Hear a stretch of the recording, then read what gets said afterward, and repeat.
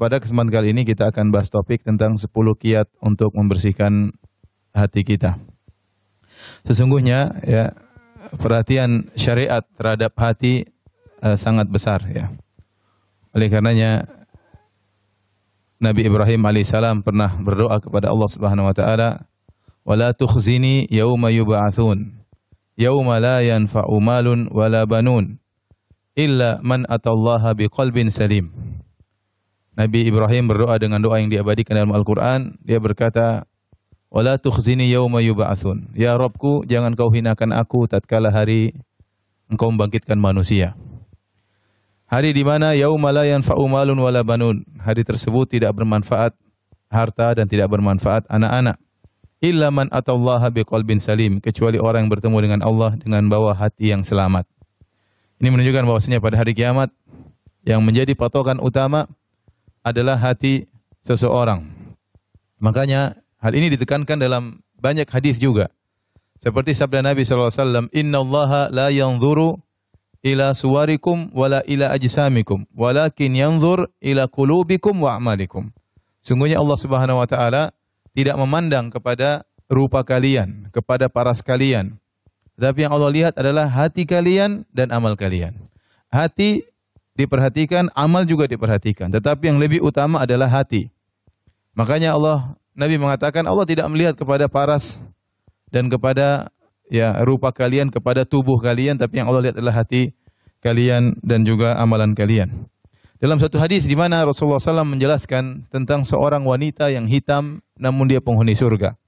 Hadis diriwayatkan Imam Al-Bukhari rahimahullahu taala, berkata Ibnu Abbas radhiyallahu ta'ala anhuma kepada Atha bin Abi Rabah, salah seorang tabi'in. Kata Ibnu Abbas radhiyallahu anhuma, "Ala urika imra'atan min ahlil jannah?" Maukah aku tunjukkan kepada engkau tentang seorang wanita penghuni surga? Qultu bala. Maka kata Atha bin Abi Rabah, tentu wahai Ibnu Abbas. Kata Ibnu Abbas, "Hadhil mar'atu sauda." Inilah wanita yang hitam. Atatin Nabiy sallallahu alaihi wasallam faqalat inni usra. Maka wanita yang hitam ini datang kepada Nabi sallallahu alaihi wasallam dan dia berkata, "Ya Rasulullah, sungguhnya saya terkena penyakit sara." Sara ini bisa diartikan dua, mungkin diganggu oleh jin sehingga dia jatuh menggeliat, atau dia terkena penyakit ayan sehingga dia kemudian menggeliat terkapar. Wa inni atakasyaf.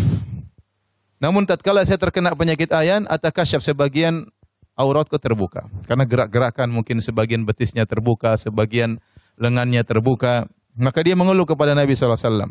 "Fad'ullaha li." Ya Rasulullah, doakanlah aku. Maka Nabi sallallahu alaihi wasallam berkata, "In syi'ta sabarti walakil jannah." Kalau kau ingin, kau bersabar, maka kau dapat surga. Wa in syi'ti da'autullaha ayyu'afiyaki. Kalau kau ingin, aku doakan kepada Allah agar kau disembuhkan. Maka dia memilih bersabar. Kata dia, "Asbir." Aku bersabar. Faqalat, dan dia berkata, "Inni atakasyaf." Dia gelisah, "Ya Rasulullah, kalau saya bersabar, namun saya tersingkap sebagian aurat saya kalau saya sedang terkena penyakit ayan. Fad'ullaha li alla atakasyaf." Maka berdoalah kepada Allah agar ketika aku terkena penyakit ayan tidak tersingkap sebagian auratku. Fada'alaha, maka Nabi SAW pun mendoakan wanita ini. Lihatlah wanita ini, kata Ibnu Abbas, wanita penghuni surga. Dari segi paras dia seorang wanita yang hitam, yang mungkin tidak banyak orang yang tertarik kepadanya. Dia wanita biasa, bukan ibu sosialita ya. Wanita biasa saja ya. Tetapi dia punya keinginan besar meskipun dia hitam ya, agar tidak tersingkap auratnya. Ya, yang mungkin kalau lelaki melihat tidak begitu tertarik, dia pun tetap menjaga harga dirinya, tidak ingin tersingkap auratnya. Perhatikan, dia menjadi mulia di sisi Allah. Kenapa? Hatinya, dia bersabar. Dia memilih tetap sakit, yang penting dia bersabar. Ini semakin menekankan kepada kita, yang menjadi patokan bukanlah paras dan rupa. Sebagian kita mungkin terpedaya dengan rupanya, dengan parasnya, dengan penampilannya, dengan tasnya, dengan bajunya, dengan ketenarannya. Itu semua tidak bermanfaat di sisi Allah Subhanahu wa taala. Yang bermanfaat bagaimana hati seorang dan amalannya. Hati seorang dan amalannya. Maka Nabi mengatakan, "Innallaha la yanzuru ila suwarikum wala ila ajsamikum." Allah tidak melihat kepada jasad kalian, Allah tidak melihat kepada rupa kalian, Allah tidak melihat kepada bodi kalian. Walakin yanzur ila qulubikum wa a'malikum. Tapi yang Allah perhatikan adalah hati dan amalan kalian. Nah, tatkala kita berbicara tentang amalan hati, ya, membersihkan hati, maka ini kita berbicara tentang perjuangan. Karena membersihkan hati bukanlah perkara yang ringan, perkara yang berat.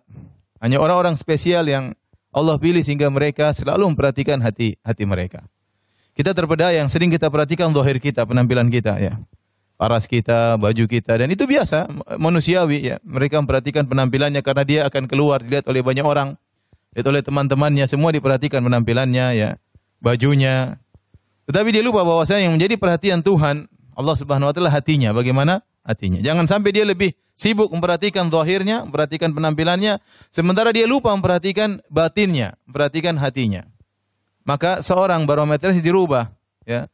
Penampilan hati, kebersihan hati harus dia lebih perhatikan daripada penampilannya. Semua diperhatikan, tapi yang menjadi barometer, menjadi prioritas dia yang utama adalah bagaimana memperhatikan hatinya. Dan saya katakan bahwasanya ini perlu perjuangan agar seorang bisa membersihkan hatinya. Dalam satu hadis dari Abdullah bin Amr bin Al-As radhiyallahu anhuma, dia berkata, qila li Rasulillah sallallahu alaihi wasallam, ditanyakan kepada Nabi sallallahu alaihi wasallam, ayyun nasi afdal? Ya Rasulullah, manusia mana yang paling afdal? Qala kullu mahmumil qalbi saduqul lisan.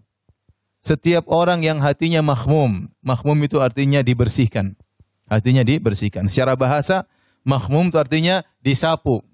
Yaitu setiap orang yang hatinya dia sapu dari kotoran-kotoran hatinya, saduqul lisan, yang lisannya jujur. Qalu, maka para sahabat untuk mendengar pernyataan Nabi, mereka bertanya, saduqul lisan na'rifuhu, ya Rasulullah, lisan yang jujur kami mengerti. Fama mahmumul qalb, apa yang dimaksud dengan hati yang dibersihkan atau disapu? Apa maksudnya hati yang disapu? Maka kata Nabi SAW, huwan naqiyyut taqi, yaitu hati yang bersih, hati yang bertakwa. La ithma alaihi, tidak ada dosa pada hati tersebut. Wala baghya, wala ghil, wala hasad. Tidak ada kezaliman kepada orang lain, tidak ada kejengkelan sama orang lain, dan tidak ada hasad sama orang lain. Ini berat, ya. Hati yang bersih, mahmumul qalb, itu hati yang dia bersihkan sehingga bersih, penuh dengan ketakwaan, tidak ada kejengkelan sama orang, tidak ada hasad sama orang, tidak ada dongkol sama orang, hatinya bersih dari dosa. Hadis ini, hadis yang hasan, mengisyaratkan bahwasanya seorang kalau ingin hatinya bersih, maka dia harus sering membersihkan hatinya. Seperti rumahnya yang kotor, ya. Setiap hari mungkin kemasukan debu, mungkin masukan kotoran, maka dia harus senantiasa membersihkannya. Jangan dia biarkan kotoran tersebut bertumpuk, maka dia bersihkan kotoran-kotoran tersebut, dan ini dia lakukan setiap hari, setiap saat. Maka ibu-ibu yang dirahmati oleh Allah Subhanahu wa taala, pada kesempatan kali ini kita akan sama-sama berusaha belajar apa kiat-kiat yang bisa kita lakukan agar hati kita bisa bersih. Karena kita semua sadar hati kita bermasalah. Di antara bukti-bukti bahwasanya hati kita bermasalah, ibu-ibu yang dirahmati Allah Subhanahu wa taala, pertama kita susah khusyuk dalam salat. Ya. Ini berarti hati kita bermasalah. Seorang kalau hatinya bersih, niscaya dia lebih mudah untuk khusyuk dalam salatnya. Tapi saat kita salat, kita mengerti bagaimana hati kita kemana-mana, menerawang kemana-mana, banyak dunia yang kita pikirkan dalam salat kita. Betapa sering kita ingin salat kita cepat selesai, rukuk yang cepat, sujud yang cepat, tidak betah, ya. Begitu assalamualaikum langsung buka HP lihat WhatsApp. Ya, ini bukti bahwasanya kita sholat sementara WhatsApp di hati kita, ya. Dan itu kenyataan, ya. Kenyataan, ya. Tidak khusyuk, ya. Ini menunjukkan hati kita bermasalah.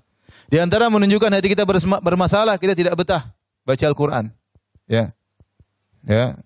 Kita kata Utsman bin Affan radhiyallahu taala anhu, "Lau tahurat qulubukum ma syabi'tum min kalami rabbikum." Kalau seandainya kalian hatinya bersih, kalian tidak akan pernah puas dengan baca Al-Quran. Tapi siapa di antara kita kuat baca Al-Quran? Baru baca Al-Quran satu lembar, sudah ngantuk, ya. Tiba-tiba ngantuk begitu saja. Tiba-tiba gelisah. Padahal kalau baca WhatsApp, nonton berita, dan yang lainnya, maka berlama-lamaan juga asyik. Ini menunjukkan hati kita bermasalah. Mau tidak mau, jangan kita bilang hati kita bersih. Sebagian orang mengatakan, ya yang penting hati saya bersih. Mana buktinya? Buktinya anti tidak kuat untuk baca Quran lama-lama. Buktinya anti tidak menangis tatkala baca Al-Quran. Buktinya anti tidak khusyuk tatkala salat. Terus anti ngaku hati bersih. Itu kan barometer anti. Tapi dalam syariat menunjukkan hati anti bermasalah. Hati anti bermasalah. Ya. Harus dibersihkan. Ada sesuatu yang tidak beres. Ya. Kemudian di antaranya mudah suudzon sama orang, mudah suudzon sama teman-teman, ya, merendahkan orang lain dan macam-macam lah. Kita sendiri masing-masing sadar tentang penyakit-penyakit hati yang ada pada hati kita, yang mungkin kotoran itu sudah bertumpuk lama, tidak kita bersihkan. Ya, karena kita tidak pernah perhatian. Sementara tiap hari kita perhatian wajah kita, pergi ke salon sana bersihkan ini, bersihnya ada jerawat satu aja pusing kepala ya. Ya. Berusaha untuk bersihkan hati. Penyakit banyak dalam hati tidak diperdulikan. Ya. Sementara kalau kita bertemu dengan Allah, kita bukan berhadapan dengan wajah cantik kita. Yang kita berhadapan dengan Allah dengan hati kita yang bersih. Itu yang bermanfaat. Baik. Terlebih lagi pembahasan masalah membersihkan hati sangat penting, terutama di kalangan para ibu-ibu. Karena ibu-ibu itu apa? Komunitas baper ya. Mudah perasa, sedikit perasa ya. Sedikit, makanya masalah dalam ibu sangat banyak ya. Bergaul terlalu dekat masalah ya. Terlalu jauh juga masalah ya. Begitu ibu-ibu ya. Nanti bikin komunitas sudah ketemu-ketemu tiap hari, besok dongkol-dongkolan ya. Dan ini sering terjadi, ya. Laki-laki sih enggak begitu, cuek aja, masing-masing punya urusan. Ibu-ibu seperti itu, baper ya. Ya, karena memang mereka diciptakan dengan demikian. Hati mereka susah untuk mereka jaga. Makanya disebut di akhir zaman, tatkala Dajjal muncul, yang paling banyak ikut ibu-ibu. Kenapa? Hati mereka tidak kuat. Ada sedikit Dajjal membuat sebagian kesaktiannya yang aneh-aneh, ibu-ibu terbawa. Kenapa? Karena baperan. Ya. Maka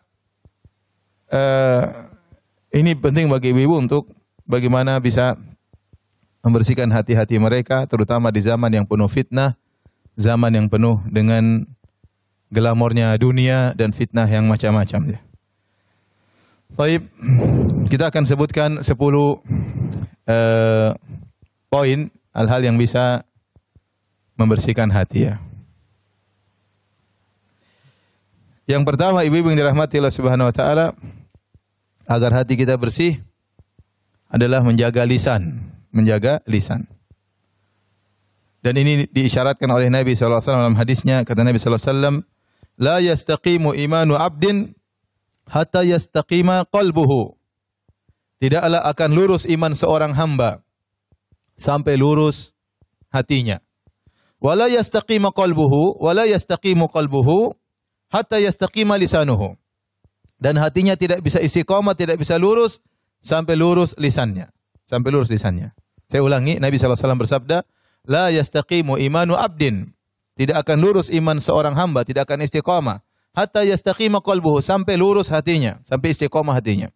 Wala yastaqimu qalbuhu, dan tidak mungkin hatinya lurus hatta yastaqima lisanuhu, sampai lisannya ikut lurus, Ini dalil yang sangat kuat bahwasanya lisan punya pengaruh besar terhadap hati. Lisan punya pengaruh besar terhadap hati. Dan ini pengaruh yang paling kuat. Kata para ulama bahwasanya hati ini ibarat wadah yang siap diisi dengan apa saja. Dan sumber keran atau saluran untuk mengisi hati tersebut ada 3, yaitu lisan, pandangan, dan pendengaran. Inilah faktor-faktor yang akan menjadi corong untuk mengisi isi hati seseorang. Maka seorang hendaknya menjaga apa yang dia ucapkan, apa yang dia lihat, dan apa yang dia dengar. Karena hati tinggal menerima. Apa yang dia dengar tiap hari, itulah akan mengisi hatinya. Ya.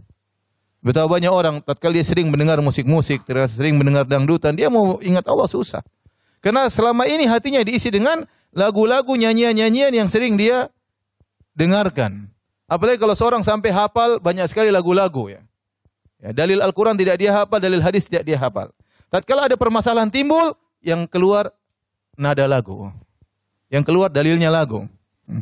Cinta kayak masalah apa, kayak masalah inilah macam-macam ya. Kenapa? Yang dia hafal adalah seperti itu. Makanya seorang hati-hati dengan apa yang dia dengar, dengan apa yang dia lihat, dan apa yang dia bicarakan. Karena itulah yang mengisi hatinya. Dan saya katakan ini sangat penting, kenapa? Terutama tatkala kita sakratul maut. Tatkala seorang sakratul maut, ya, yang akan dia ucapkan adalah sesuatu yang sering dia sibukkan dalam hatinya. Kalau seorang dalam hatinya selalu ingat Allah, selalu ingat syariat, selalu ingat bagaimana dia bisa menjalankan syariat Allah, maka itu akan keluar tatkala dia akan meninggal dunia. Tetapi kalau seorang yang dia selalu ucapkan, dia pikirkan dunia, ya, lagu dan ini dan macam-macam, maka itu akan keluar tatkala dia mau meninggal dunia. Susah, hatinya akan berkhianat menjelang dia meninggal dunia. Iblis akan datang benar-benar menggoda hatinya, terutama kata Imam Ibnu Qayyim rahimahullah taala, terutama tatkala seorang akan meninggal dunia, di situ iblis akan mengerahkan seluruh tenaganya untuk membuat dia tersesat tatkala sakratul maut. Maka seorang kalau kebiasaan hatinya berisi dengan hal-hal yang buruk, ya, dengan apa yang dia lihat, ya, apa yang dia tonton film, bicaranya film terus. Sudah, itu isi hatinya. Apa yang dia dengar itu akan dia bicarakan dan itu akan selalu bergulir di hatinya, ya. Ya, tentang apa saja itu. Nanti saat kata meninggal susah, ya. Ada orang mau meninggal tidak bisa ucap kata-kata. Dia malah nyanyi lagu dangdut. Ada orang seperti itu. Ya. Ucapkan la ilaha illallah, tuduhlah aku. Repot kan? Apa dia? Lagu dangdut yang keluar. Repot. Karena itu yang selalu dalam hatinya. Dalam hatinya. Kalau dia ada pikiran misalnya perdagangan, dagang tersebut dia tidak pernah diiringi dengan mengingat Allah, maka itu akan keluar tatkala dia meninggal dunia, wal iyadzubillah. Maka seorang menjaga dirinya, ya, menjaga dirinya.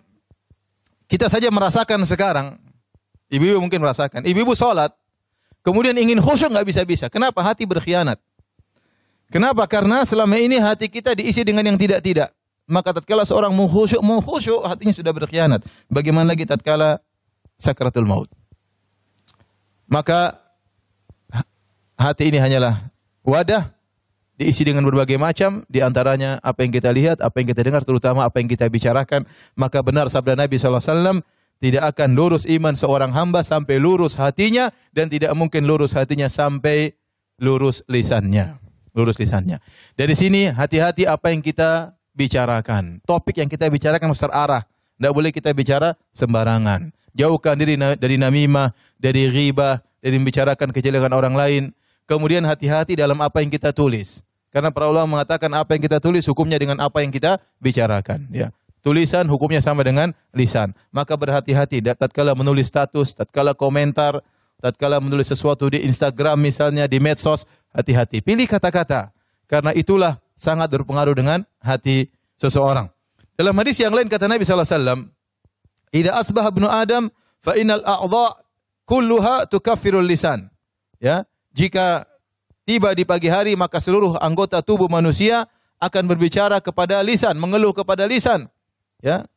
Apa kata Fataqul, berkata anggota tubuh yang lain, "Ittaqillah fina." Wahai lisan, bertakwalah kepada Allah untuk kami. Fa innama nahnu bika. Sungguhnya kami anggota tubuh yang lain hanya ikut engkau wahai lisan. Fa in istaqamta istaqamna. Kalau kau lurus wahai lisan, kami ikut lurus. Wa ini awajajta awajajna. Kalau kau bengkok, maka kami juga ikut bengkok. Ini dalil sangat menunjukkan bahwasanya lisan pengaruhnya luar biasa dalam kelurusan hati seseorang.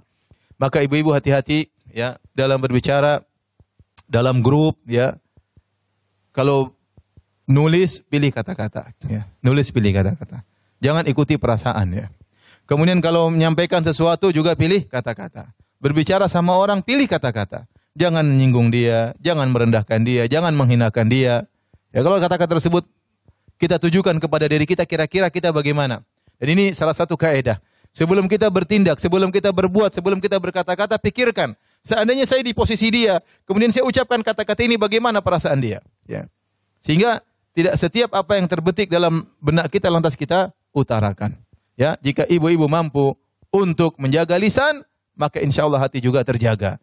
Abu Bakar radhiyallahu anhu pernah memegang lisannya dan dia berkata, "Hadzal ladzi awradanil mawarid." Inilah yang buat saya terjebak dalam berbagai macam kehancuran. Kata Abu Bakar radhiyallahu anhu yang sudah dijamin masuk surga. Dia pun khawatir dengan apa? Dengan lisannya. Maka jangan pernah sepelekan masalah lisan. Anda menjadi lurus dengan lurusnya lisan Anda jadi bengkok dengan bengkoknya lisan anti. Hati-hati. Ya. Maka kita lihat seorang yang baik, biasanya dia jaga lisannya.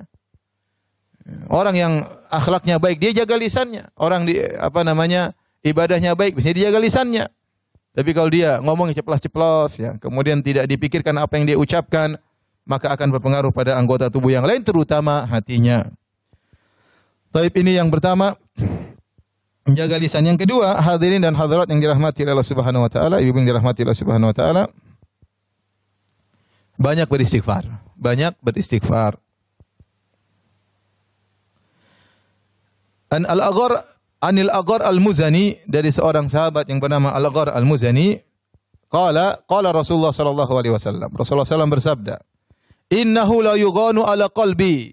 Sungguhnya ada sesuatu yang mengganggu hatiku.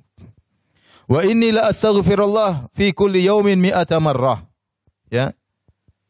Ya, sungguhnya aku beristighfar kepada Allah setiap hari 100 kali.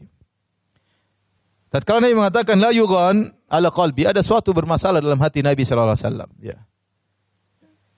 Maka untuk menghilangkan masalah tersebut dari hati Nabi sallallahu alaihi wasallam, maka Nabi beristighfar kepada Allah Subhanahu wa taala, ya. Jadi intinya kalau Nabi gelisah, ada sesuatu yang tidak enak dalam hatinya, maka apa yang beliau lakukan apa? Istighfar. Dalam hadis yang lain, dalam hadis yang hasan dari Abu Hurairah radhiyallahu anhu, an Rasulillah sallallahu alaihi wasallam, Rasulullah sallallahu bersabda, "Innal abda idza akhta'a khati'atan nukitat fi qalbihi nuktatun sauda." Jika seorang hamba melakukan satu dosa, maka dibuatlah titik hitam dalam hatinya, ya, satu titik. Fa idza huwa naza'a wastaghfara wa taba suqila qalbuhu. Kalau ternyata dia berhenti dan dia beristighfar kepada Allah, bertobat kepada Allah, maka dihilangkan, dibersihkan titik hitam tadi. Wa in ada zida fiha. Kalau ternyata dia kembali lagi bermaksiat, maka ditambahkanlah titik hitam tersebut hatta ta'luwa qalbahu, sampai titik hitam tersebut akhirnya menutupi hatinya seluruhnya. Wa huwa ran, dan itulah kotoran yang Allah sebutkan dalam Al-Qur'an. Nah, kalau orang sudah terlalu sering bermaksiat, tidak pernah dia bersihkan hatinya, hatinya jadi kotor. Kalau sudah kotor, maka semua maksiat akan terlihat biasa bagi dia. Tidak ada yang gelisah bagi dia. Semuanya enak menurut dia. Dia mau maksiat, dia mau minum khamar, dia mau berzina, dia mau apa, dia biasa saja. Ya. Kenapa? Hatinya sudah hitam. Hatinya sudah hitam. Oleh karenanya yakinlah bahwasanya setiap kita bermaksiat, maka pasti memberi kemudaratan, dan kemudaratan yang paling pertama adalah kemudaratan bagi hati kita. Ada titik hitam di hati kita. Semakin banyak titik hitam, maka semakin sulit bagi kita untuk mengenal kebenaran. Semakin sulit bagi kita untuk semangat beribadah. Maka bisa jadi kita ini malas beribadah, dan itu sangat mungkin. Kenapa? Karena maksiat yang kita lakukan. Mau baca Quran, malas, ya. Mau sholat malam, malas. Mau sholat duha, malas. Masalah, berarti hati kita bermasalah, ya. Ya, hati kita bermasalah. Kalau ada kewajiban yang kita tinggalkan, santai saja, ya. Misalnya terlambat sholat, santai aja, tidak gelisah, tidak sedih, tidak, biasa aja, ya. Biasa aja, ya. Sebagian ibu-ibu tidak menjalankan kewajibannya kepada suami, biasa aja, hatinya biasa aja, berarti hatinya bermasalah. Tidak menjalankan kewajiban kepada orang tuanya, kepada anak-anaknya, biasa saja. Ini ada masalah. Seharusnya kalau hati itu bersih, ya, kata sebagaimana perkataan Ibnu Qayyim rahimahullahu taala, "Wallahi law annal quluba salimatun la taqatta'at asafan minal hirmani." Seandainya hati itu bersih, maka kalau ada perkara yang terhalang darinya, perkara kebaikan, tentunya hatinya akan terpotong-potong karena sedih. Seperti seorang biasanya dia sholat malam, tiba-tiba dia tidak sholat malam, dia gelisah banget. Kenapa saya tidak sholat malam? Ada apa yang saya lakukan? Kenapa Allah tidak bangunkan saya di malam hari? Atau dia terlambat sholat subuh, kenapa saya bangun jam 7? Ada apa gerangan? Ya. Dia akan merasa sedih, hatinya terpotong-potong karena ada kebaikan yang terhalang darinya. Tetapi kalau hati sudah hitam, apa yang dilakukan? Dia cuek aja. Ya. Dia mau tidak sholat, dia mau ini, dia mau nonton apa, dia mau ini, mau ceritain orang, mau gibahin orang, mau lihat yang haram, mau ceritain, dia cuek aja. Mau membangkang suami, membentak suami, marah anak-anak, mau apa saja, dia tidak peduli. Mau zalimi orang, dia tidak peduli. Itu tanda bahwasanya hatinya sudah hitam. Sehingga dia tidak bisa mengenal, ya, bahwasanya dirinya sedang sakit. Dia lupa. Maka seorang untuk menghilangkan itu semua banyak istighfar. Banyak istighfar. Maka saya sarankan kepada ibu-ibu, ya, untuk banyak istighfar. Pada istri saya juga yang saya cintai, ya, untuk banyak istighfar, ya. Kalau naik mobil, nyetir sendiri, udahlah istighfar, astagfirullah, astagfirullah, astagfirullah. Bagus kita dengar pengajian, ya. Ya, tapi terkadang kita perlu matikan pengajian. Untuk apa? Agar kita istighfar. Ada kelezatan tersendiri. Ya. Jadi kita ambil manfaat dengan mendengar pengajian, kita dapat faedah. Dengan istighfar lisan kita, astagfirullah, astagfirullah. Bayangkan ibu kalau macet 1 jam, berapa istighfar sudah? Mungkin 1000 istighfar. Ya. Ya. Jangan ngisi waktu telepon sana, telepon sini, telepon sana, telepon sini. Istighfar. Karena saya suruh ibu-ibu untuk murajaah Quran, nggak punya hafalan, repot.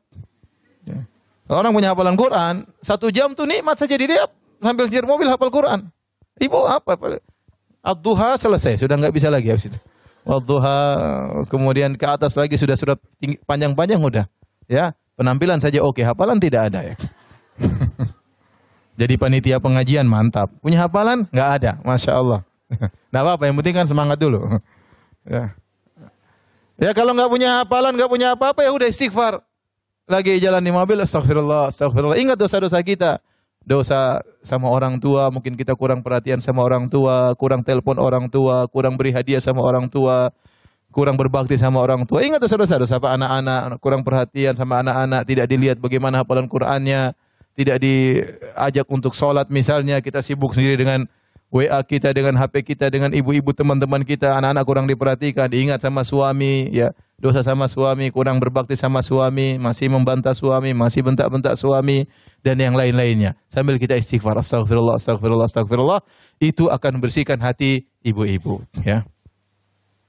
Sejak sekarang istighfar ya.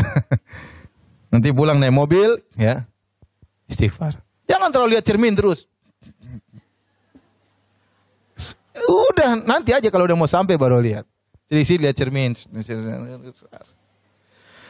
Istighfar ya, istighfar. Allah tidak lihat itu wajah anti nanti. Yang Allah lihat apa? Hati anti. Baik, kita lanjutkan.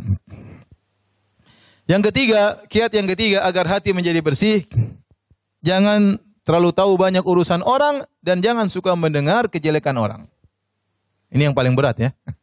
Jangan terlalu banyak tahu urusan orang dan jangan sering mendengar keburukan-keburukan orang. Jangan kepo ya. Jangan kepo. Dalam suatu hadis ini diriwayatkan oleh Imam Ahmad, namun dipersihkan oleh para ulama tentang sanadnya. Ya, sebagian ulama mendhaifkan, tetapi Ahmad Syakir menghasankan. Namun maknanya benar. Karena Syekh Utsaimin rahimahullah tatkala membawakan hadis ini mengatakan maknanya benar. Apa isi hadis ini? Dari Abdullah bin Mas'ud radhiyallahu anhu qala, dari Ibnu Mas'ud radhiyallahu anhu dia bersabda, qala Rasulullah sallallahu alaihi wasallam. Rasulullah sallallahu bersabda, "La yuballighuni ahadun min ashabi an ahadin syai'an. Fa inni uhibbu an akhruja ilaikum wa ana salimus sadar."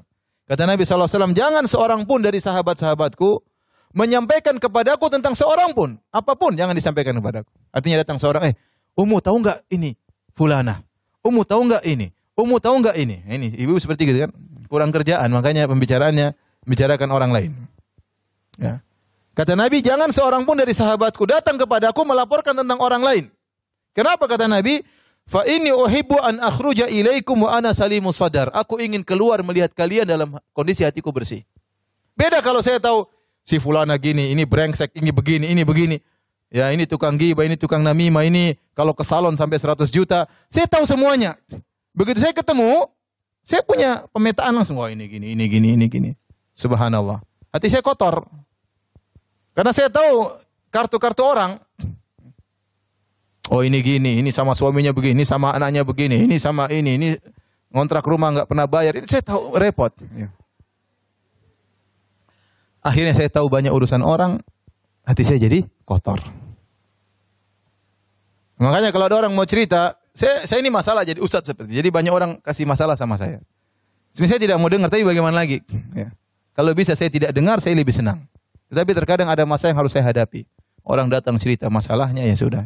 Jadi saya tahu ternyata begini orang. Oh ternyata begini. Kelihatannya ternyata begini. Saya tahu banyak akhirnya. Padahal saya tidak ingin. Ya, saya tidak berlezat-lezat dengan mendengar keburukan orang. Tapi saya harus mendengar. Itu qadarullah. Itu sudah apa? Tugasnya apa? Ustaz. Tapi anti siapa? Anti memang Ustaz. Hafal ad-duha saja belum hafal.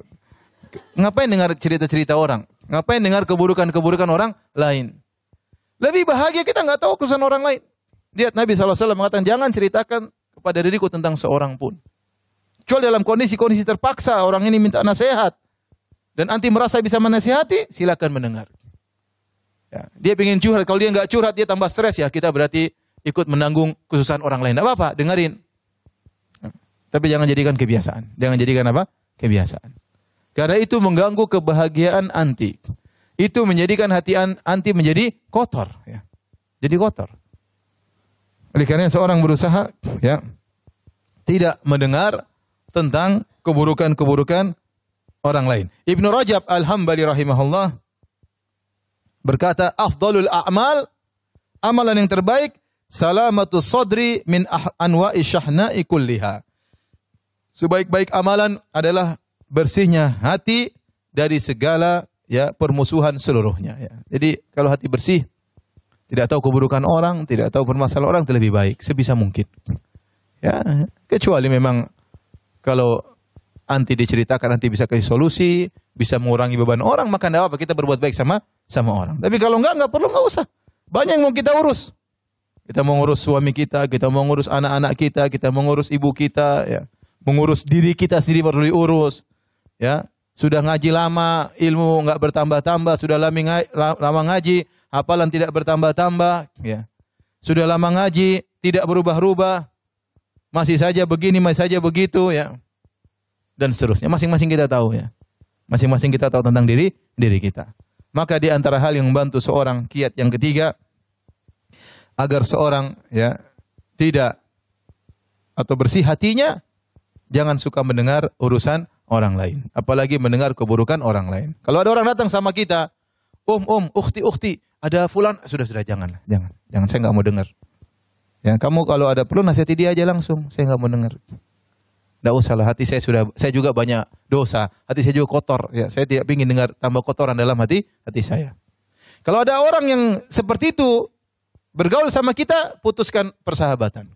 Masih banyak yang siap jadi sahabat bagi kita. Nggak usah malu-malu. Kalau kita malu-malu, pekewuh, kita yang sendiri terjerumus dalam dosa, kita yang sengsara, kita menyakiti hati kita. Ada kita punya kawan, ternyata suka nyeritain keburukan orang lain. Mohon maaf. Ya.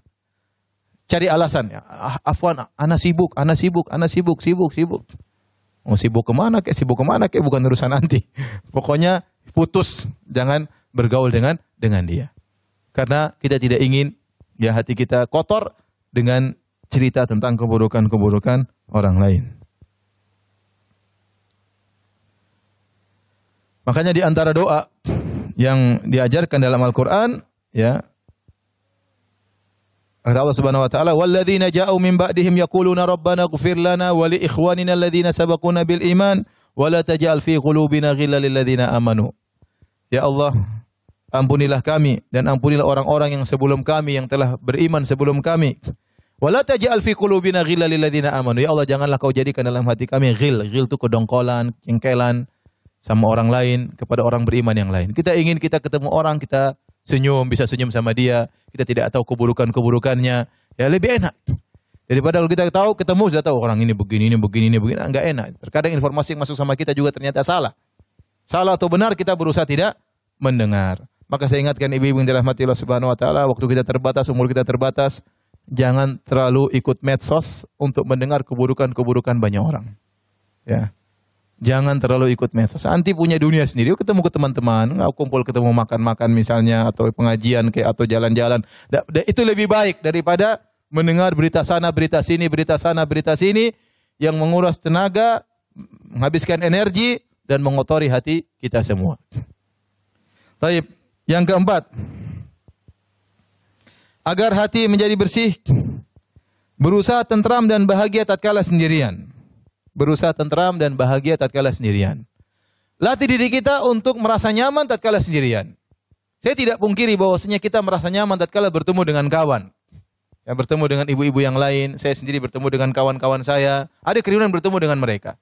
Tetapi jangan sampai kenyamanan kita tatkala baru bersama mereka. Ya, terkadang kita perlu nyaman dengan kesendirian dan ini penting. Ini untuk membersihkan hati kita. Saya sebagai suami, saya nyaman kalau bisa sama istri saya, bisa ketemu anak-anak. Tapi saya harus punya waktu, saya merasa nyaman, saya tidak bersama mereka. Saya sendirian, entah dengan baca buku, entah dengan sholat, entah dengan apa. Ya, nanti ada ketemu nyaman lagi, ketemu dengan mereka. Tapi saya harus melatih diri saya untuk merasa nyaman tatkala saya bersendirian. Karena saya tahu waktu yang akan saya sendirian lebih banyak daripada waktu bersama mereka. Saya bersama istri saya, sama anak saya mungkin puluhan tahun di dunia. Setelah itu saya masuk alam barzakh, saya akan sendirian. Saya akan sendirian. Istri saya pun demikian. Dia akan masuk dalam alam barzakh, dia sendirian. Anak-anak saya pun demikian. Anti semuanya pun demikian. Maka latih diri kita untuk senantiasa mendapat kelezatan, ketentraman tatkala bersendirian. Dan itu diisyaratkan Dalam hadis kata Nabi SAW tentang 7 golongan yang Allah naungi pada hari kiamat kelak, di antaranya kata Nabi SAW, rajulun dzakarallaha khalian fafadat ainah. Seorang yang dia bersendirian, dia ingat Allah Subhanahu wa taala, maka kemudian dia meneteskan air mata. Jangan sampai kita hanya bisa khusyuk tatkala kita banyak orang. Sementara tatkala kita sendirian kita tidak bisa khusyuk. Berarti hati kita bermasalah. Anti sedang sakit hatinya. Anti sedang sakit hatinya. Maka sisihkan waktu kita untuk bersendirian. Ya, makanya jangan selalu bareng-bareng ya. Ada waktunya kita bertemu dengan kawan-kawan dan lebih banyak waktunya kita bersendirian, merenungkan diri kita, merenungkan kesalahan-kesalahan kita, buka Al-Qur'an kita baca ya. Salat malam, salat duha ya. Tapi enggak usah di-share semuanya ya. Antara anti dengan Allah Subhanahu wa taala ya. Tidak semua perkara kita share ya, terutama ibadah kita. Uktum min hasanatik kama taktum min sayyiatik. Sembunyikanlah kebaikan-kebaikanmu sebagaimana anti menyembunyikan borok-borokmu, menyembunyikan aib-aibmu. Tapi ini perkara yang harus dilatih. Makanya dalam Islam ada syariat i'tikaf. Untuk apa? Untuk berlatih menyendiri. Ada syariat salat malam. Untuk apa? Melatih kita bersendirian. Ya. Makanya dalam hadis kata Nabi SAW tentang amalan yang saleh, kata Nabi SAW, rajulani tahabba fillah ijtama alaihi wa tafarraqa alaihi. Di antara orang-orang yang dinaungi oleh Allah pada hari kiamat kelak, 2 orang yang saling mencintai karena Allah. Mereka bertemu karena Allah dan mereka berpisah karena Allah. Bertemu karena Allah, misalnya ketemu pengajian, berarti bertemu karena Allah. Bertemu dalam rangka membantu anak yatim, membantu para janda, membantu orang miskin, berarti bertemu karena Allah Subhanahu wa taala, dan kita juga berpisah karena Allah. Berpisah karena Allah, kita bilang apa? Ummu, sudah cukup ya, saya ada kesibukan di rumah. Saya mau siapin sarapan buat suami saya mau masakan buat suami saya mau nyambut kedatangan suami saya. Kita tinggalkan dia karena Allah Subhanahu wa taala. Ummu, sudah cukup ya WhatsApp-nya, kenapa saya ngurus anak saya belum mandi, mau saya urus dulu. Jangan kita ketiwi terus dia apa? Di WhatsApp sehingga anak tidak diurus, suami tidak diurus. Jadi ada namanya bertemu karena Allah dan juga jangan lupa berpisah karena apa? Allah. Berpisah karena Allah. Waktunya kita berpisah. Kalau malam-malam ketemu saya ngobrol malam, waktunya kita berpisah. Saya kalau ngobrol sampai jam 11 nanti bagaimana mau bangun malam? Ya. Waktunya kita berpisah karena Allah. Kita bilang, "Oh, sudah malam, istirahat ya." "Oh, jangan dulu, kita enggak ada." Kita berpisah karena Allah. Ya, jadi harus dilatih, bukan cuma bertemu karena Allah, berpisah juga karena Allah. Karena kalau tidak demikian, terkadang kita bersahabat dengan syahwat. Pingin lama-lama, pingin ini sehingga banyak kewajiban-kewajiban yang terlalaikan karena kita berteman tidak benar. Jadi maksud saya, ingat, latih diri kita untuk bersendirian, merasakan kenikmatan dalam apa? Kesendirian. Itu harus dilatih. Kalau anti sudah terlatih seperti itu, hidup tuh nyaman ya. Kita sendirian, di mana kita buka Quran, lagi di mana kita berzikir. Tidak perlu ada orang di samping kita untuk bahagia. Ya. Latih baca buku, kayak latih dengar ceramah, kita merasa bahagia meskipun sendirian. Ada waktunya kita bertemu dengan kawan-kawan. Itu sangat membantu membersihkan hati kita. Sambil merenungkan hati kita yang penuh dengan kotoran. Taib yang kelima. Di antara hal yang membantu untuk membersihkan hati adalah berzikir kepada Allah, banyak berzikir kepada Allah Subhanahu wa taala. Allah berfirman, "Alladzina amanu wa tatma'innu qulubuhum bidzikrillah." Dan orang-orang yang beriman dan hati mereka tenteram dengan mengingat Allah. Ala bidzikrillahi tatma'innul qulub. Ketahuilah dengan mengingat Allah maka hati akan menjadi tenteram. Semakin banyak kita mengingat Allah, maka Allah semakin banyak mengingat kita. Kata Allah, "Fadhkuruni adzkurkum." Ingatlah aku akan ingat kalian. Kalau kita ingin selalu diingat oleh Allah, kita selalu ingat apa? Ingat Allah Subhanahu wa taala. Tapi kalau kita selalu ingat dunia, maka Allah tidak ingat kita. Ya. Maka jika ingin diperhatikan oleh Allah, ingin cari muka di hadapan Allah, ya kita ingin cari muka. Saya pun ingin cari muka di hadapan Allah. Hamba seperti saya banyak sekali. Hamba seperti anti banyak sekali. Tapi bagaimana anti bisa mendapat perhatian khusus dari Allah? Di antaranya banyak berzikir. Banyak berzikir. Dengan baca Al-Quran. Zikir terbaik baca Al-Quran. Ya. Maka saya ingin sampaikan, yang membuat kita bahagia adalah Allah Subhanahu wa taala. Yang memegang hati kita adalah Allah Subhanahu wa taala. Maka carilah kebahagiaan dengan membaca firman-firman-Nya. Demi Allah, anti tidak akan bahagia dengan melihat lawakan, lelucon yang ada di YouTube, yang ada di Facebook. Itu hanya kebahagiaan sementara, bukan masuk ke hati. Betapa banyak orang yang suka ketawa ketiwi, melawak-melawak, ternyata dia menderita dalam hatinya. Ini itu menunjukkan bahwasanya tawa mulut itu bukan menunjukkan kebahagiaan. Kebahagiaan suatu yang ada di hati. Ada orang dia tentram, terkadang dia menangis karena baca lantunan Allah, tapi dia sangat bahagia. Bukan berarti orang ketawa ketiwi berarti dia bahagia. Enggak. Kalau ternyata ketawa ketiwi orang yang paling bahagia, tentu para pelawak yang paling bahagia. Ternyata tidak, mereka juga banyak bermasalah. Ada yang morfinis, ada yang ini, ada yang masalah keluarga, ada yang macam-macam. Memang orang banyak ketawa kemudian bahagia. Tidak, bahagia itu dengan mengingat Allah Subhanahu wa taala. Ya. Anda ingin bahagia, kasih bahagia siapa? Allah Subhanahu wa taala. Maka mintalah kebahagiaan kepada pemilik kebahagiaan, dialah Allah Subhanahu wa taala. Bagaimana cara bahagia? Sementara kita tidak pernah ingat Allah, hari-hari lewat, Al-Qur'an tidak kita baca. Lembaran-lembaran Al-Qur'an tidak kita baca. Kita punya Quran, kita kasih tanda merah. Enggak pernah berubah tanda itu. Kapan mau khatam Quran? Ya. Enggak pernah kita baca. Sebagian orang menggantungkan kebahagiaannya kepada netizen. Dia bahagia dengan netizen. Kalau netizen komentar, Masya Allah, Umu Masya Allah, cantiknya Umu, bajunya beli di mana Umu, kuenya di mana, Umu dari mana Umu. Wow, bahagia berbinar-binar. Kayaknya kebahagiaannya pada netizen. Kalau nggak ada netizen yang komentar, dia nggak bahagia. Ya, kebahagiaan anti jangan digantungkan kepada netizen. Kebahagiaan anti di sisi Allah Subhanahu wa taala. Baca Quran. Banyak berzikir. Apa usahanya zikir pagi petang? Apa usahanya kita naik mobil, astagfirullah, astagfirullah, astagfirullah, subhanallah, alhamdulillah. Allahu akbar. Banyak yang mau kita baca. Banyak yang mau kita baca. Semakin kita zikir kepada Allah, semakin memperhatikan kita. Karena Allah berfirman, "Fadhkuruni adzkurkum." Ingatlah aku, maka aku akan mengingat engkau. Semakin banyak kita berzikir, semakin kita mencari perhatian Allah Subhanahu wa taala. Jadi, ibu-ibu, ini jelas orang yang sering mengingat Allah, dia akan bahagia. Sebaliknya orang yang jauh dari mengingat Allah, sibuk dengan dunia yang lainnya, kata Allah, "Man a'rada an dzikri fa inna lahu ma'isyatan dhanka." Barang siapa yang berpaling dari mengingatku, dari peringatanku, fa inna lahu ma'isyatan dhanka, maka bagi dia kehidupan yang menyengsarakan. Dia tidak akan bahagia. Tidak akan bahagia. Anti kira orang kafir bahagia, tidak bahagia, hati mereka sengsara. Anti kira orang memiliki uang yang banyak akan bahagia, tidak bahagia kalau dia jauh dari Tuhannya. Dia tidak bahagia. Mungkin kita terpedaya melihat dia dengan kekayaannya, melihat dia dengan rumahnya yang mewah, dia tidak bahagia. Kebahagiaan itu Allah berikan kepada orang yang mengingatnya. Allah berikan kepada orang yang mengingatnya. Orang yang ya berzikir kepada Allah, membaca ayat-ayat Allah, itu orang yang bahagia. Ya. Oleh karenanya para hadirat, ibu yang dirahmati Allah Subhanahu wa taala, agar senantiasa hati kita bisa bersih, jangan lupa untuk banyak berzikir kepada Allah. Biasakan lisan kita, latih diri kita. Saya sering sampaikan, ini ibadah zikir, ini ibadah yang ringan, bisa dilakukan oleh banyak orang. Siapa saja bisa melakukan, tidak harus ustadz. Siapa yang susah mengatakan alhamdulillah, subhanallah, semua kita hafal. Tetapi kapan kita tergerak mengucapkannya, jarang yang melakukannya. Ya. Apalagi kalau saya mobil sama kawan, tiba-tiba kita astagfirullah, astagfirullah, ustazah. Sadar ya, sadar. Jadi candain, cuek aja, biar kita istighfar, astagfirullah, astagfirullah, saya banyak dosa, astagfirullah, astagfirullah. Nanti kita ngobrol ketawa lagi, zikir lagi, alhamdulillah, subhanallah, alhamdulillah. Kita praktekkan. Dan itu saya katakan kurang hidup di tanah air kita. Kalau saya di Madinah atau di Mekah, itu hal biasa. Ketemu kawan-kawan samping, sambil kita berjalan, kita ketawa, itu tengah-tengah, astagfirullah, alhamdulillah, alhamdulillah, alhamdulillah. Ya, itu biasa. Ya, supir taksi aja kadang-kadang beristighfar. Sambil kita dibawain supir, dia astagfirullah, alhamdulillah, alhamdulillah. Ya, Rabbana walakal hamd, sambil dia nyetir. Ya.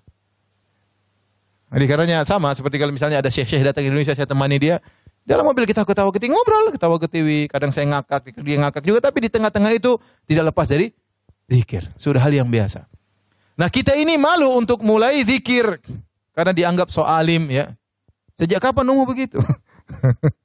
Jadi akhirnya lisan susah untuk beristighfar. Padahal orang yang banyak berzikir kepada Allah, hatinya semakin bersih.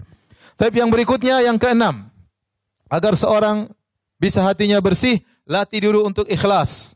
Latih diri untuk ikhlas. Ada dua hal, ini yang keenam dan ketujuh, yaitu untuk agar bisa hati bersih, agar hati tidak keras, yaitu ikhlas, dan yang kedua membantu orang lain. Kata As-Sa'di rahimahullah dalam tafsirnya, ya, kata beliau, fa'unwanu sa'adatil abdi, tanda kebahagiaan seorang hamba, ikhlasuhu lil ma'bud, dia ikhlas kepada Allah Subhanahu wa taala, wa sa'yuhu fi naf'il khalq, dan dia berusaha untuk memberi manfaat kepada orang lain. Seorang yang paling bahagia adalah orang yang mengumpulkan dua perkara ini. Dia ikhlas kepada Allah dan dia berusaha memberi manfaat kepada orang lain. Sekarang kita bicara ikhlas. Orang ikhlas itu apa? Orang yang tidak mengharap pujian orang lain. Yang dia perhatikan adalah komentar Allah terhadap apa yang dia lakukan. Maka dia harus melatih diri, perhatikan niat dia, saya lakukan ini kenapa? Karena Allah. Saya melakukan ini karena Allah. Saya umrah kenapa? Apakah ingin agar dipublish, untuk diposting, atau karena Allah? Harus perhatikan niat. Saya ikut pengajian di sini kenapa? Karena Allah. Karena saya ingin dapat pahala dari Allah Subhanahu wa Ta'ala. Kenapa saya kumpul sama kawan-kawan untuk pergi ke anak yatim? Karena Allah. Bukan untuk kemudian dipublish bahwasanya kita ibu-ibu, ya, sosialita, kemudian gini, enggak. Karena Allah Subhanahu wa Ta'ala. Semakin kita melakukan semua karena Allah, kita semakin bahagia. Semakin kita tidak peduli dengan komentar netizen. Semakin kita tidak peduli dengan komentar orang lain. Kenapa? Karena kita melakukannya karena Allah. Seorang da'i, kalau dia sudah karena Allah Subhanahu wa Ta'ala, yang mau hadir depan dia 1000 orang dengan 5 orang tidak ada bedanya bagi dia. Bagi dia, dia menyampaikan agama Allah Subhanahu wa Ta'ala. Yang dia cari komentar Allah Subhanahu wa Ta'ala. Bukan banyak sedikit pengikut, dia tidak pedulikan. Yang dia pedulikan, yang saya lakukan benar atau tidak. Mau orang marah, mau orang merendahkan, tidak peduli. Ya. Kenapa? Karena dia lakukan semua karena Allah Subhanahu wa Ta'ala. Dan ini harus kita latih agar kita ikhlas. Semakin kita ikhlas, kita semakin bahagia. Semakin hati kita bersih dari berbagai macam penyakit. Tapi kalau seorang sudah mulai mencari komentar orang, maka dia sendiri yang menderita. Dia sendiri yang menderita. Oleh karena ibu, bagaimana caranya ikhlas? Tentunya pembahasannya panjang, tapi di antara melatih diri kita untuk ikhlas adalah menyembunyikan amal saleh. Menyembunyikan amal saleh. Kata Nabi SAW, "Man istata'a minkum an yakuna lahu khabi'un min amalin saleh falyaf'al." Barang siapa di antara kalian yang mampu punya amal saleh yang tersembunyi, yang tidak ada yang tahu, maka lakukanlah. Seandainya suami pun tidak tahu, kalau bisa lakukan. Tapi kalau suami harus tahu, enggak ada masalah. Seandainya saya punya amal soleh, istri saya tidak harus tahu, saya bisa lakukan amal soleh, istri tidak tahu, saya akan lakukan. Tapi kalau ternyata istri harus tahu sebagai hubungan suami istri, maka tidak jadi masalah. Ya. Karena kita sama suami, kita tidak riak sama suami, kita tidak riak sama istri. Biasanya kita riak itu sama kawan, sama tetangga, sama anggota grup. Maka latih diri kita untuk sembunyikan amal soleh. Kapan anti mencapai derajat ikhlas, maka anti akan bahagia. Anti akan bahagia. Ingat perkataan saya ini. Kapan anti menggantungkan kebahagiaan anti kepada Allah, anti ikhlas, anti akan bahagia. Kapan anti menggantungkan kebahagiaan anti dengan komentar netizen, anti semakin menderita. Semakin menderita. Tidak akan pernah berhenti komentar orang. Ada yang mencela, ada yang memuji dan yang lainnya. Kapan kita mau terlepas dari belenggu seperti itu? Caranya dengan ikhlas kepada Allah Subhanahu wa Ta'ala. Taib. Yang ketujuh adalah membantu orang lain. Ada seorang lelaki datang kepada Nabi SAW. Yashku qaswata qalbihi. Dia mengeluhkan tentang kerasnya hatinya. Kata dia, ya Rasulullah, apa solusinya? Hati saya keras. Baca Quran kurang khusyuk. Salat kurang khusyuk. Kurang terenyuh tatkala mendengar lantunan Al-Quran. Apa solusinya? Kata Nabi SAW. In aradta al-yalina qalbuk fatimil miskin wamsah ra'sal yatim. Kalau kau ingin hatimu lembut, maka berilah makan kepada orang miskin dan usaplah kepala anak yatim. Ya. Kalau ingin hatimu lembut, beri makan kepada orang miskin dan usaplah tanganmu kepada kepala anak yatim. Ini adalah dua amalan yang luar biasa yang jika seorang melakukannya, fokus kepada amalan tersebut, maka hatinya akan lembut. Ya. Makanya kita sering lihat orang susah, bikin makanan, kita yang atur sendiri. Kalau perlu kita suruh pembantu kita masak, kemudian kita suruh antarkan, itu lebih melembutkan hati kita. Ketemu anak yatim, kita usap kepalanya ya. Kita tahu bagaimana dia susahnya, enggak punya orang tua ya. Sekolah dalam kondisi tidak ada yang perhatikan dia ya. Kita usap, dia akan sedikit merasakan kebahagiaan dari sentuhan orang tuanya yang hilang. Maka kebahagiaan tersebut akan tertular kepada diri kita. Ya. Dan itu akan melembutkan hati kita. Ya, kalau kita usap kepala anak miskin, anak yatim, jangan lupa kasih uang ya. Jangan diusap-usap terus ya. Tante, sudah berapa kali diusap tante? Uangnya kapan? Usap kasih duit juga ya. Usap kasih duit juga ya. Jadi dengan demikian Dengan demikian hati kita menjadi lembut. Intinya ini sekedar perwakilan dari contoh dari memperhatikan orang susah. Makanya dikatakan tidak ada sesuatu yang dibagi yang pernah habis seperti kebahagiaan. Semakin kita bahagia-bahagiaan, kita semakin apa? Bahagia. Ya, maka share kebahagiaan. Punya harta buat apa disimpan-simpan, ya. Punya harta untuk beli barang-barang mewah buat apa? Ini barang mewah kita mati mau dibawa, enggak dibawa, ya. Mending ini tas mahal kita jadikan sumbangan untuk anak yatim. Ini tas mahal kita sumbang untuk masjid, ya. Ini tas mahal kita jual untuk berikan kepada ya fakir miskin. Itulah aset kita yang akan kita terima di akhirat kelak. Ya. Jadi kalau ingin hati menjadi lembut, jangan lupa untuk beri makan kepada fakir miskin dan untuk menyentuh kepala anak yatim. Seperti sekarang ada program-program Jum'ah berkah, Jumat barokah. Masya Allah itu. Hari Jumat mereka buat makanan, orang-orang sholat kemudian makan. Alhamdulillah itu suatu kebaikan. Ya. Kemudian ke-8, agar hati menjadi bersih, terhindar dari berbagai macam kotoran. Jangan masukkan dunia di hati. Jangan masukkan dunia di hati. Dunia di tangan, jangan saya masukkan ke dalam hati. Ya. Saya tidak melarang anti memiliki barang-barang yang bagus. Itu suatu hal yang wajar ya. Kalau perlu apalagi ya, tidak ada masalah ya. Tapi jangan sampai itu kemudian benar-benar dimasukkan ke hati. Contoh punya mobil mewah. Ya udah punya mobil mewah, saya perlu, saya pakai enggak ada masalah. Tapi kalau kau goret sedikit, aduh marah ngamuk macam-macam, akhi. Kayaknya hatinya teriris waktu ada yang gores apa? Mobilnya. Itu mobil akhi itu benda besi, ngapain ente terkiris hatinya? Santai aja ya. Itu dunia. Ya. Maksudnya itu contoh bahwasanya dunia tersebut sudah masuk ke hati. Ada kawan saya bikin rumah, kemudian kolam renang, kemudian indoor dan macam-macam. Saya bilang ya akhi, jangan terlalu mewah-mewah nanti. Kalau terlalu mewah, kita mau mati tuh kayaknya gimana gitu. Ini sudah bangun bagus-bagus, saya mati, gimana rasanya? Tapi kalau biasa-biasanya meninggal ya sudahlah, ini buat keluarga, buat yang lain gak ada masalah. Maksudnya boleh kita punya dunia, tapi jangan terlalu yang perfect, jangan terlalu yang high class, jangan terlalu seperti itu buat kita rusak hati kita. Terus belum lagi kita tidak selamat dari kesombongan dan keangkuhan. Benar. Orang punya perkara barang-barang high class, itu tidak mau dia pasti sombong. Mau tidak mau. Kalau Nabi katakan dahulu, al-khuyala, wal kibar, fi ahlil khayl, kesombongan, keangkuhan berada pada pemilik-pemilik kuda.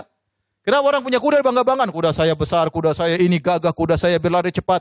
Ada kesombongan, mau tidak mau dia akan terjadi demikian. Kecuali orang yang diselamatkan oleh Allah Subhanahu wa taala. Apalagi barang-barang mewah. Barang-barang mewah, ya. Punya motor mewah, ya. Buat apa beli motor mewah-mewah, ya? Mau jalan di jalan, ya. Motor Harley Dimension. Kemudian saya lihat orang bawa motor di jalan, ya kita nggak tahu hati dia, cuma sayang motor semahal itu. Kalau ada manfaatnya silakan. Anti mau punya pesawat, Ustadz saya beli pesawat untuk keluarga, silakan, bagus. Daripada campur ketemu pesawat yang pramugari ya sendiri rumah, nggak mobil pesawat sendiri pribadi, nggak ada masalah. Kalau perlu nggak ada masalah. Tapi coba punya motor besar, kemudian orangnya kecil, kemudian kalau lampu merah dia harus turun karena nggak bisa ini. Terus gagangnya begini. Ya capek bawa motor begini. Apa perlu silakan. Anti bisa jawab kalau dihisab oleh Allah silakan. Tapi saya katakan memiliki barang-barang yang high class, yang perfect itu pasti berpengaruh pada hati seorang. Mau tidak mau. Mau tidak mau. Ya. Maksud saya, udahlah. Buat apa kita bergaya-gaya dengan dunia akan kita tinggalkan. Saya tidak melarang anti punya mobil mewah, silakan, perlu. Orang punya mobil besar, perlu nyaman, silakan. Apalagi untuk safarnya apa. Tapi jangan masukkan kemana? Ke hati. Ibu punya tas bagus, oke lah. Tapi jangan berlebihan. Kalau berlebihan akhirnya masuk kemana? Ke hati. Mau tidak, itu tidak bisa. Kita manusia, lihat barang bagus, pasti masuk dalam apa? Hati. Tatkala sudah masuk ke hati, pikiran kita mulai dunia. Sudah, nanti sakratul maut gimana menghadapinya? Wallahu alam, saya nggak tahu. Ya. Punya saya tidak bukan berarti ibu suruh beli tas yang 20.000, enggak, maksud saya enggak. Yang wajar-wajar saja maksud saya. Oke, yang bagus, tapi jangan terlalu bagus. Jangan sampai kalau bagus tuh terlalu bagus pasti masuk ke hati. Mau tidak mau, itu kita manusia lemah iman kita. Apa kata Nabi SAW?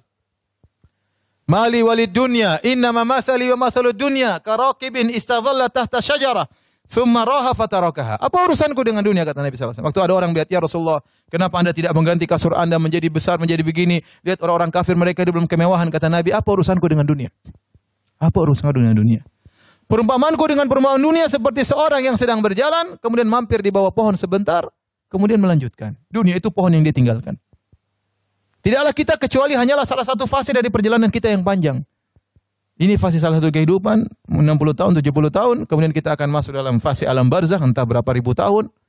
Kemudian kita masuk dalam fase alam padang mahsyar 50 ribu tahun, setelah itu surga atau neraka. Jangan kita terpedaya di fase yang singkat ini. Maka silakan punya dunia, ya. Ingatlah dunia itu tidak akan Anda bawa dalam alam barzakh. Ingatlah dunia Anda bawa tersebut, yang Anda miliki dunia ini semakin berat hisab Anda. Yakin hal tersebut. Kalau tidak dunia tersebut bukan karena Allah, maka itu malah petaka bagi Anda. Saya ulangi, kalau dunia yang Anda kumpulkan bukan karena Allah, Ustaz saya ini untuk membahagiakan ibu saya, Ustaz saya membahagiakan anak-anak, silakan, enggak ada masalah. Anti bisa jawab di hadapan Allah Subhanahu wa taala. Tapi kalau anti hanya sekedar mengumpulkan dunia, ya hanya untuk koleksi anak, koleksi sini supaya diakui oleh orang bahwasanya saya ibu sosialita, musibah nanti hari kiamat. Musibah, ya. Ya, memperpanjang hisab, repot. Yang kecil-kecil aja nggak bisa jawab, apalagi yang mahal-mahal. Gimana jawabnya? Baik. Yang berikutnya, yang ke-9. Senantiasa menerima takdir Allah Subhanahu wa taala, sehingga senantiasa husnudzon kepada Allah Subhanahu wa taala. Allah berfirman dalam surat Taghabun, "Ma asaba min musibatin illa biiznillah." Tidak ada satu musibah pun yang menimpa kecuali dengan izin Allah. "Wa man yu'min billahi yahdi qalbah." Barang siapa yang beriman kepada Allah, artinya menerima takdir Allah, yahdi qalbah, Allah akan beri hidayah kepada hatinya. Hatinya jadi bersih. Hatinya ditambah iman, hatinya penuh dengan keimanan. Wallahu bikulli syai'in alim. Allah Maha kuasa atas segala, maha mengetahui segala sesuatu. Ini di antara kiat yang paling kuat membuat seorang hatinya bersih, menerima dengan takdir Allah Subhanahu wa taala. Kita semua hidup dalam ujian. Saya sering sampaikan hal ini. Tidak ada yang tidak diuji. Laki, perempuan, kaya, miskin, tua, muda, semuanya diuji. Ada ujian yang akan Allah berikan kepada kita. Tapi kalau kita, ya, husnudzon kepada Allah, terima dengan semua takdir, maka hati kita akan menjadi bersih. Sudah qadarullah. Ini semua sudah tercatat 50 ribu tahun sebelum Allah ciptakan langit dan bumi. Tidak mungkin kita menghindar. Ma asabaka lam yakun liyukhti'ak. Apa yang sudah Allah catat akan menimpamu, tidak akan lolos darimu. Wa ma akhta'aka lam yakun liyusibak. Apa yang Allah catat tidak akan mengenaimu, tidak bakalan mengenaimu. Jadi kalau kita terkena musibah, kita berusaha menghadapi tersebut, musibah tersebut kita hadapi, terus kita berpikir, ya sudahlah.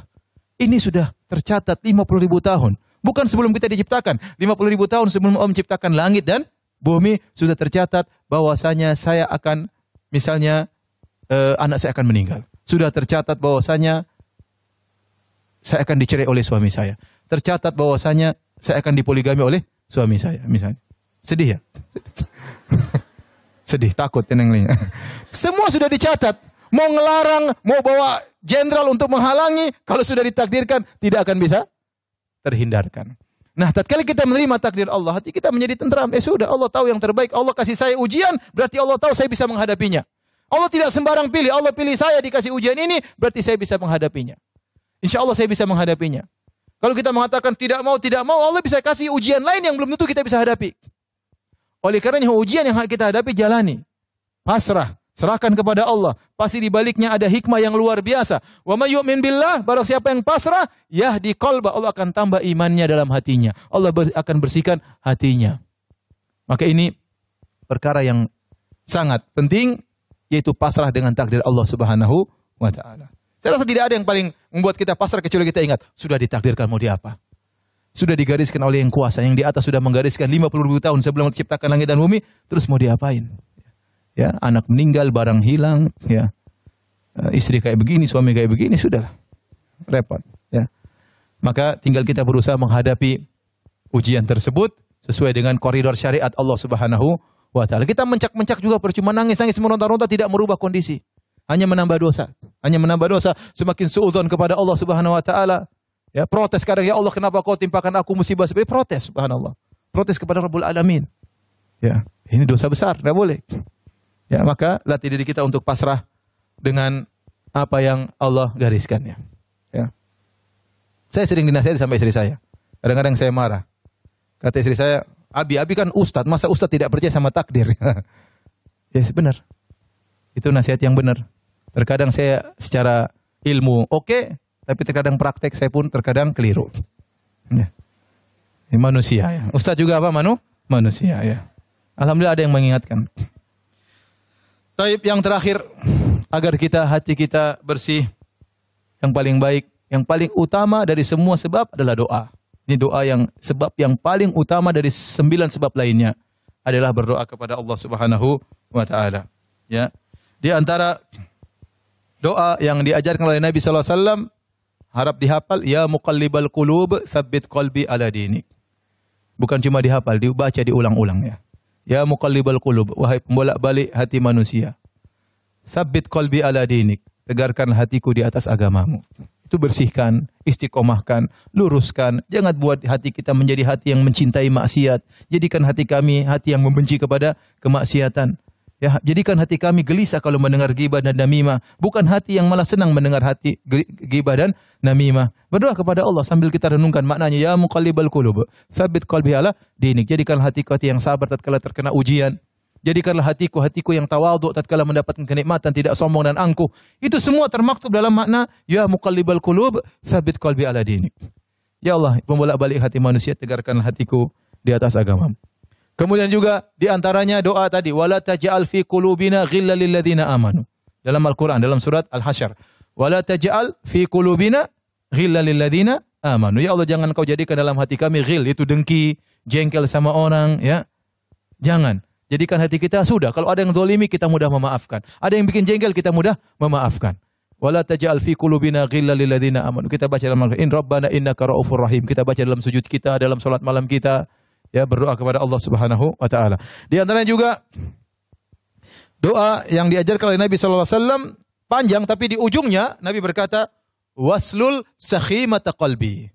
Cabutlah kotoran hatiku. Ini doa yang paling langsung pada pembahasan kita. Waslul sakhimata qalbi. Coba dihafal. Waslul sakhimata. Sakhimata qalbi. Qalbi. Waslul. Tahu? Waslul. W-A-S-L-U-L. Waslul itu artinya tarik. Ya. Waslul sakhimata. Sin kha ya ta. Sakhimata qalbi. Waslul sakhimata qalbi. Kalau anti merasa lagi hasad, lagi dongkol, lagi jengkel, berdoa. Waslul sakhimata qalbi. Ya Allah, cabut itu penyakit-penyakit hatiku. Ya. Ibu-ibu, ini semua hanyalah teori. Ya. Selanjutnya ibu harus mempraktekkan. Sejauh mana kita praktekkan teori-teori ini, sejauh itu pula hati kita akan bersih. Dan yakinlah bahwasanya hari kiamat kelak tidak bermanfaat penampilan kita, paras kita yang selalu kita bawa ke salon, tidak bermanfaat. Tidak bermanfaat tas kita yang mahal, ya, tidak bermanfaat HP kita yang baru, tidak yang bermanfaat. Yang bermanfaat hanyalah hati yang bersih. Wallahu ta'ala alam bisawab.